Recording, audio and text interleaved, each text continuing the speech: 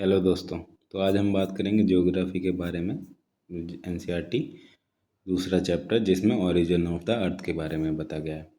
तो origin of the अर्थ जो theories क्या कहती है, large number of hypothesis were put forth by different philosopher and scientist regarding the origin of the earth and one of the earlier and popular arguments was given by German philosopher Immanuel Kant.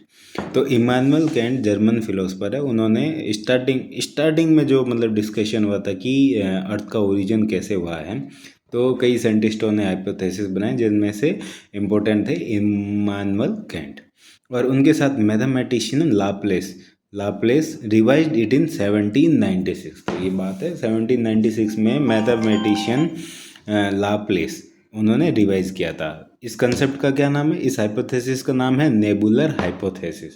तो nebular hypothesis किसने दिया है, Immanuel Kant, and it was revised by the mathematician Laplace. Okay. Nebular hypothesis क्या कहता है, nebular hypothesis कहता है कि planets were formed out of a cloud of material associated with a youthful sun which was slowly rotating. तो किससे बना हुआ है, एक मतलब क्लाउड से बना हुआ है, found out of cloud of material.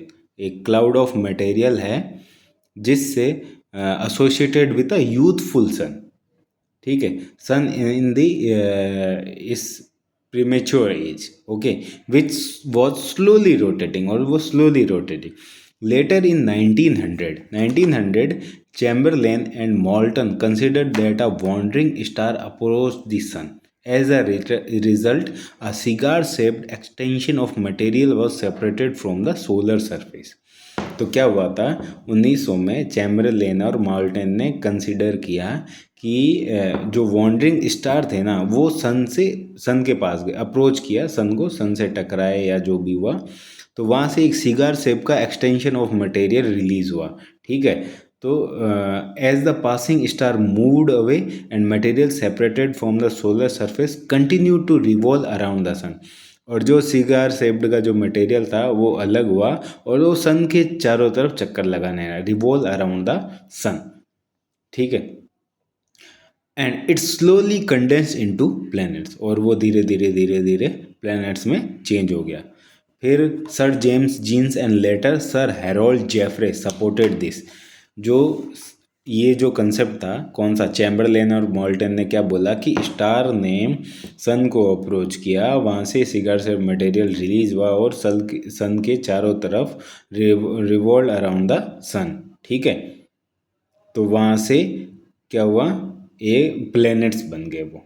ठीक है, और इसी को sir James Jeans and later Harold Jeffrey supported this argument at the later date. The argument considered of a companion to the sun to have been coexisting.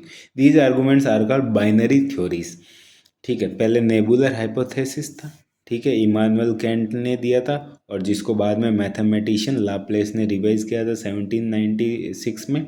फिर 1900 में Chamberlain और molten ने बोला कि ये सन से वॉन्डरिंग स्टार्स अप्रोच किया, वहाँ से सिगार शेप एक्सटेंशन जो मटेरियल है वो सेपरेट हुआ। ठीक है, और जो मटेरियल सेपरेटेड हुआ था वो revolve around the sun, sun के चारों तरफ घूमता रहा, and it slowly condensed into planets. ठीक है, फिर सर जेम्स जीन्स और later Harold Jeffrey supported this by the concept, क्या बोलते हैं उसको, बाइनरी थ्योरीज। क्या है, arguments considered of a companion to the sun to have been coexisting. ये सब क्या है, सन के कंपेनियन है। फिर 1950 में Otto Schmidt in Russia and Carl Weizsäcker in Germany. तो दो साइंटिस्ट 1950 में, एक तो Russian scientist Otto Schmidt and Carl Weizsäcker in Germany somewhat revised the nebular hypothesis. Immanuel Kant and Laplace revised in 1760. ठीक है, तो नेबुलर हाइपोथेसिस पे वापस 1950 में किसने काम किया, Otto Schmidt and Carl Weizsacker ने।